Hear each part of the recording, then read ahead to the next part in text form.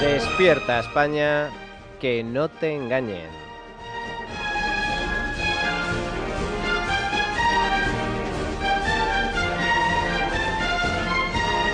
Venezuela, la nueva tiranía socialista.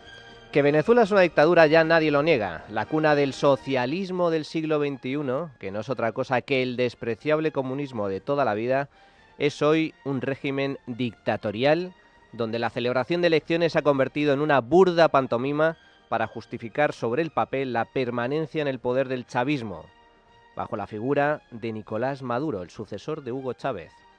Prueba de ello es que el régimen se ha cargado literalmente a la única oposición existente.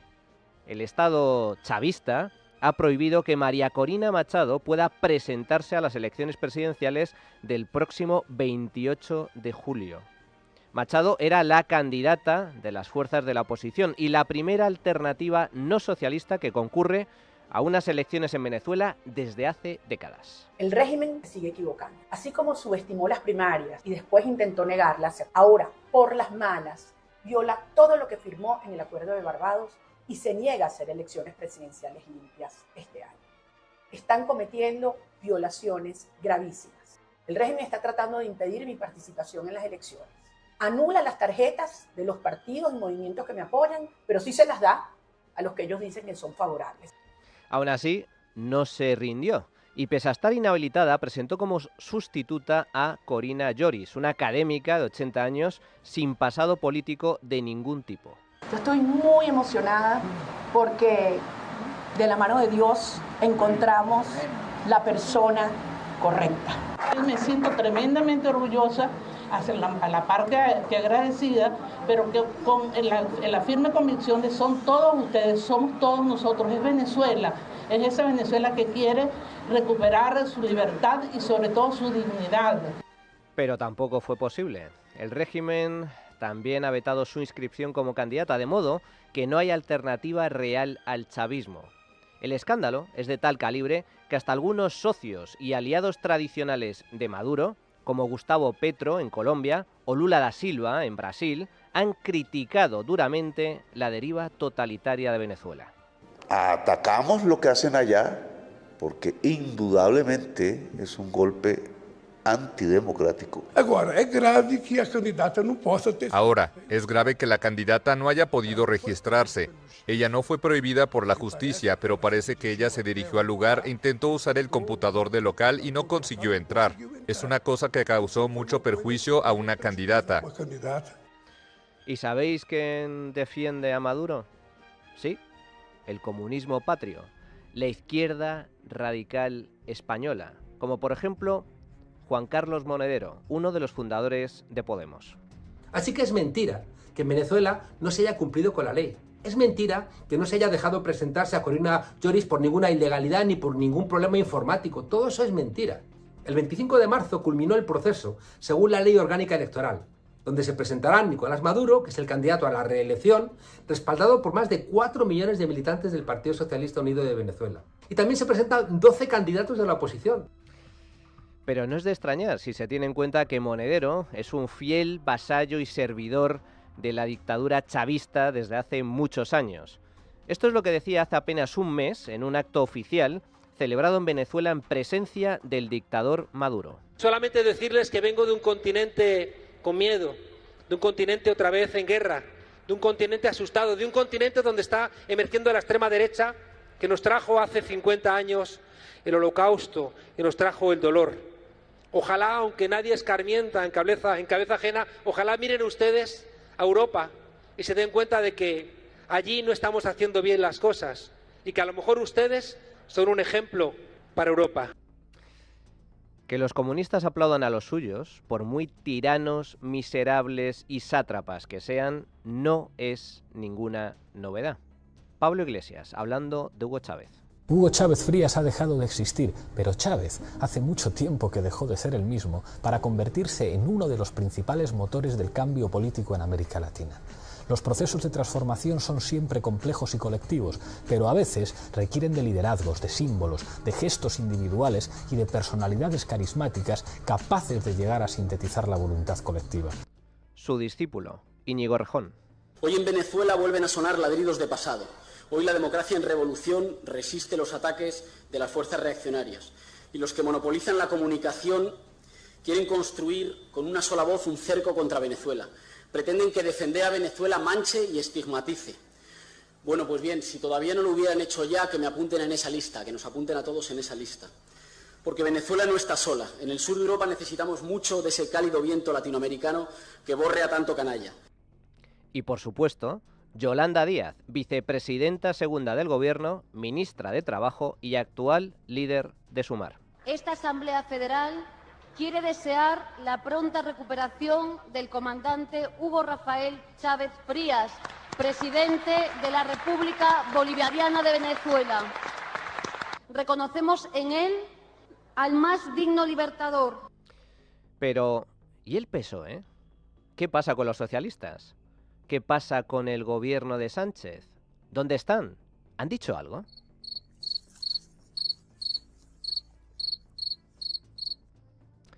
Pues no, nada, rien de rien, mutis por el forro, chitón, boca cerrada, ni una palabra, ni una crítica, circulen, aquí no ha pasado nada.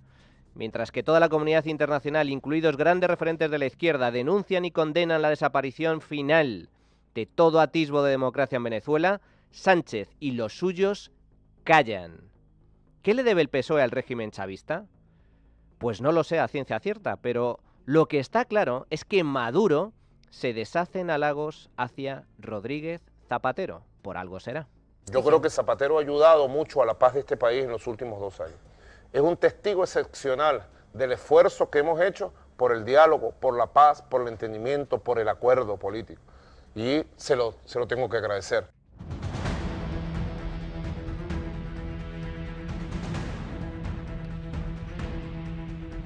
Sea como fuere, el camino de Venezuela hacia la dictadura viene de lejos.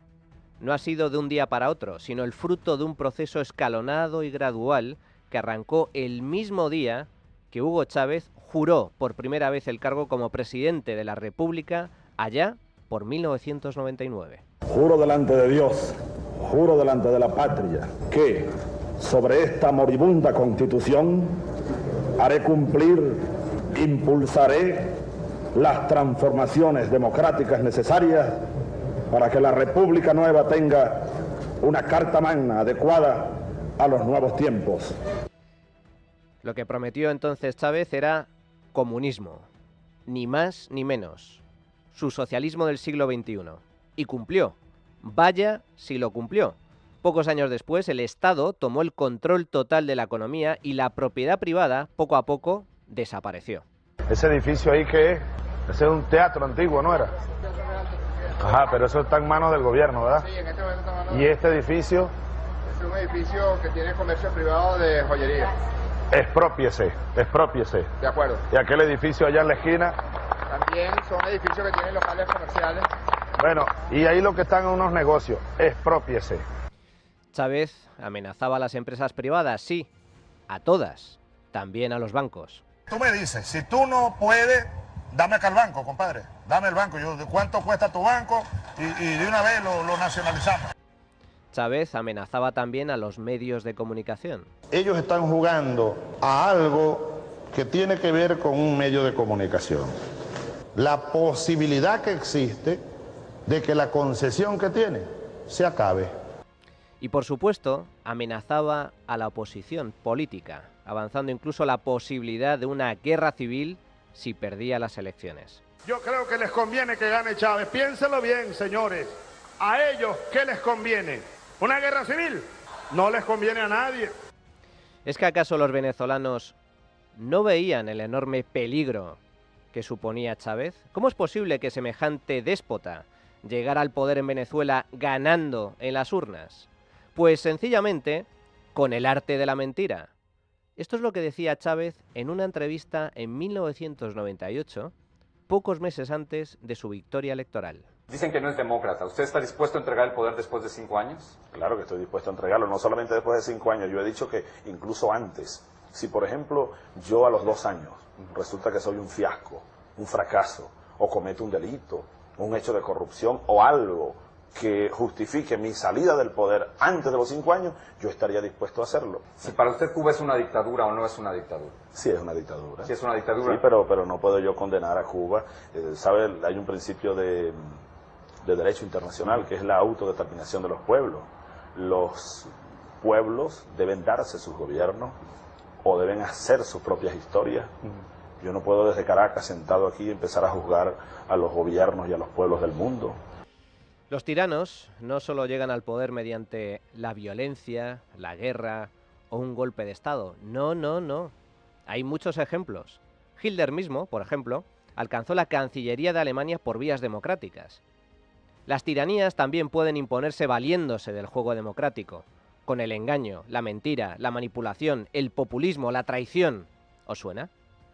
La cuestión es que Venezuela, que durante décadas fue una democracia más o menos asentada, al tiempo que un país enormemente rico, es hoy una cruel dictadura, donde el pueblo vive en la más absoluta miseria.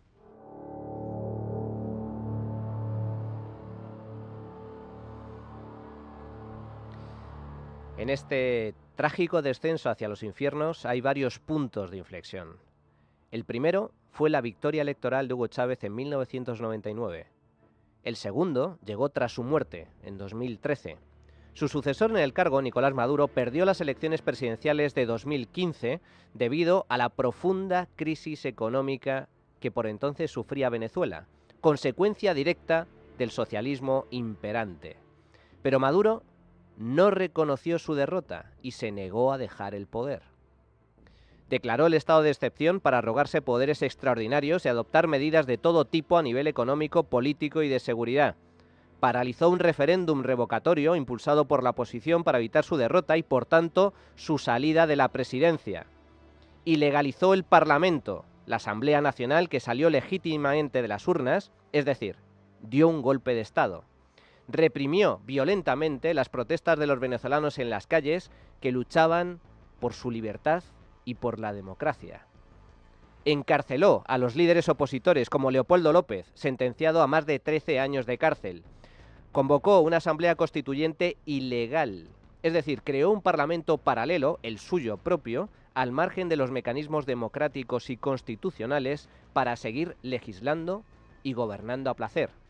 Y amañó las elecciones para que tan solo los miembros y simpatizantes del partido de Maduro pudieran formar parte de esa particular asamblea. En definitiva, el chavismo implantó una dictadura en Venezuela. El régimen controla todas las instituciones y resortes del poder. No hay democracia, no hay libertad, no hay nada salvo represión, pobreza y crimen. Desde entonces, Venezuela ha estado sometida en los últimos años a todo tipo de presiones y sanciones por parte de la comunidad internacional como consecuencia de esta abyecta deriva. Pero la crisis energética y el encarecimiento de las materias primas, agravada por la guerra entre Rusia y Ucrania, ha suavizado la ofensiva diplomática contra Maduro, especialmente por parte de Estados Unidos, bajo el mandato de Biden. Y es justo en este contexto, con el levantamiento de sanciones y el restablecimiento de relaciones internacionales, cuando Maduro pretenda asestar el golpe final, el golpe de gracia a Venezuela para convertirla finalmente en una tiranía totalitaria.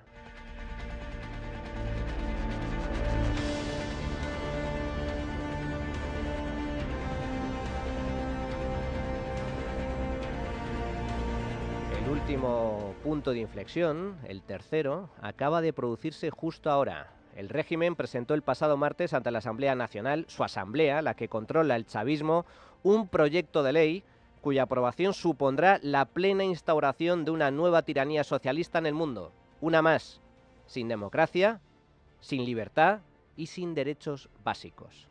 Esta aberración jurídica lleva por título Proyecto de Ley contra el Fascismo, Neofascismo y expresiones similares. El documento, presentado por la vicepresidenta del régimen, Delcy Rodríguez, incluye 4 capítulos y 30 artículos.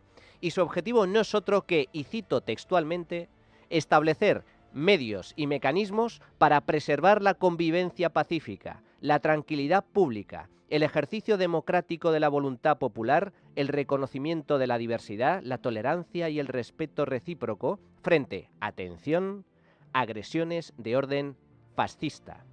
Vale. ¿Y qué es el fascismo, según esta ley? Artículo 4.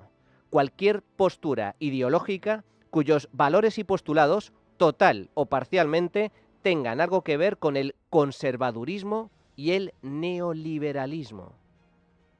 ¿Y quién decide si alguien es conservador o neoliberal? Artículo 20. Una comisión cuyos miembros nombra el propio régimen. Así pues, fascismo es cualquier cosa que no sea chavismo. Cualquier opinión, acción, movimiento o partido que sea calificado como tal por el propio régimen. Y desde luego, todo lo que huela a conservadurismo y liberalismo. Es decir, todo lo que no sea socialismo chavista puede ser calificado como fascismo. ¿Y esto en qué se traduce? Artículo 11. Las redes sociales y medios de comunicación que difundan mensajes liberales y conservadores serán cerrados o sancionados. Artículo 12. Se prohíban todas las reuniones y manifestaciones públicas de corte liberal o conservador. Artículo 13. Se prohíben todos los partidos políticos y movimientos sociales cuyas actas, declaraciones, programas, estatutos o actividades promuevan el liberalismo o el conservadurismo. Artículo 15. Se prohíbe el acceso a cargos públicos de todas aquellas personas que sean catalogadas como liberales o conservadoras. Y todo ello bajo amenaza, atención, de penas de prisión de hasta 12 años de cárcel y cuantiosas sanciones económicas que serán impuestas, ¿por quién? Por el propio régimen. Ni más ni menos que el fin del pluralismo político, la libertad de pensamiento, la libertad de prensa, el derecho de reunión y manifestación. Esto es el socialismo real, la más absoluta y despreciable tiranía. Se acabó, se finí.